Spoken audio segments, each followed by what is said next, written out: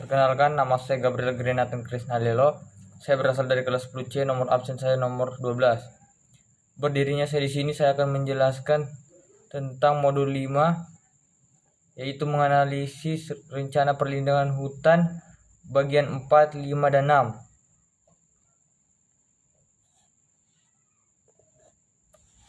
Yang pertama, penyediaan sumber daya manusia.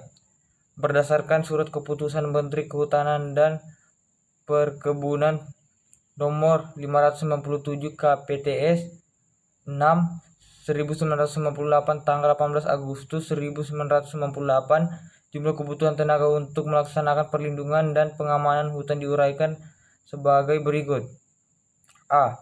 Untuk memenuhi tenaga satuan tugas operasional Polhut yang berkedudukan di atas Dinas Kehutanan Kabupaten Kota, Balai Taman Nasional, Balai Konservasi Sumber Daya Alam, diperlukan personil polisi hutan paling sedikit berjumlah 35 orang, masing-masing bertugas sebagai berikut. 1. Kepala Satuan Tugas 1 orang, golongan 3B. 2. Wakil Kepala Satuan 1 orang, golongan 3A. 3. Kepala Urusan Dalam 1 orang, golongan 2D. Keempat, anggota 2 orang, golongan 2A sampai 2C. Yang kelima, golongan anggota satuan 30 orang terdiri dari 3 orang, golongan 2D, dan 27 orang, golongan 2A sampai 2C. B. Untuk memenuhi unit personal Polhut yang berkedudukan di atas Resort Pemangkuan Hutan Subseksi Wilayah Seksi Wilayah Balai Taman Nasional atau Balai KSDA, diperlukan polisi hutan berjumlah minimal 11 orang, masing-masing bertugas sebagai berikut. 1. Kepala Satuan Unit 1 orang, golongan 3A sampai 2B. 2. Tata Usaha Urusan Dalam 1 orang, golongan 2D.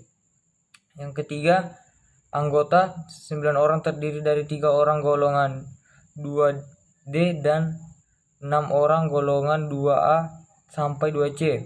Berdasarkan perbandingan antara luas kawasan hutan dengan jumlah Polhut yang optimal untuk perlindungan dan pengamanan hutan diperkirakan 1000 hektar per Polhut. 5. Penyediaan kebutuhan keterampilan. Keterampilan yang dibutuhkan oleh tenaga perlindungan dan pengamanan hutan dalam rangka pelaksanaan perlindungan dan pengamanan hutan yang efektif dapat dibedakan menjadi A. Keterampilan perorangan, B. Keterampilan beregu, C. Keterampilan teknis, D. Keterampilan sosial.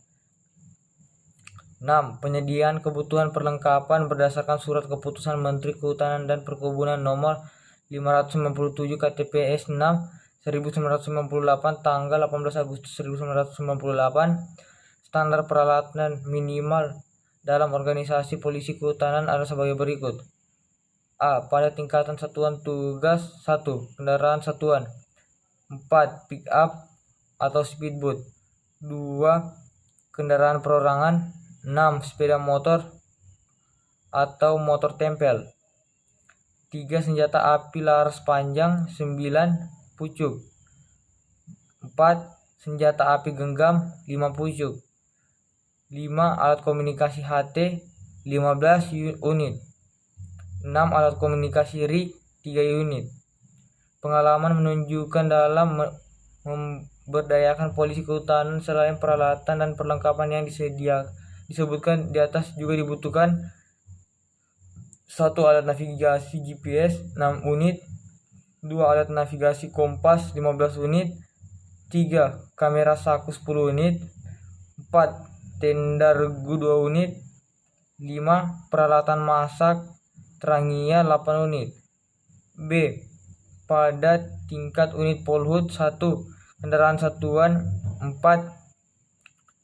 Pick up atau speedboat 2. Kendaraan perorangan 4. Sepeda motor atau motor tempel 3. Senjata api laras panjang 3 pucuk 4. senjata api genggam 1 pucuk, 5 alat komunikasi HT 5 unit, 6 alat komunikasi RIG 1 unit.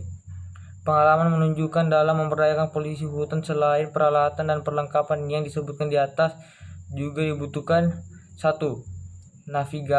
Alat navigasi GPS 2 unit, 2 alat navigasi kompas 5 unit, 3 kamera saku 3 unit, 4 tenda dom 2 unit, 5 peralatan masak terangia 2 unit. Sedangkan perlengkapan standar Polhut perorangan telah diatur dalam Surat Keputusan Direktur Jenderal Perlindungan Hutan dan Konservasi Alam nomor 55 KTPS DJ 4 2002 dengan rincian sebagai berikut.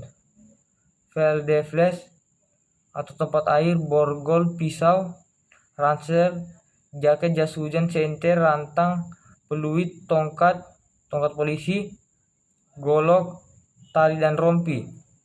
A. Pakaian seragam. Pakaian seragam polisi kehutanan juga diatur dalam Surat Keputusan Dirjen Perlindungan Hutan dan Konservasi Alam nomor 55 KTPS DJ 4 2002 dengan rincian sebagai berikut. 1. Pakaian dinas harian atau PDH 1 setel setiap tahun. 2. Pakaian dinas lapangan 2 setel setiap tahun. 3. Pakaian dinas upacara PDU 1 setel setiap tahun. B. Perencanaan kebutuhan fasilitas perumahan dan kantor dalam rangka mendukung kecepatan operasi dan sikap kebersamaan Polhut diperlukan adanya perumahan dan kantor bagi Polhut dengan ketentuan sebagai berikut. 1. Jumlah rumah sesuai dengan jumlah Polhut. 2. Dibangun dekat kawasan hutan di wilayah kecamatan atau kabupaten. 3. Kantor satuan tugas Polhut dibangun dekat perumahan Polhut. 4. Kantor satuan unit Polhut disediakan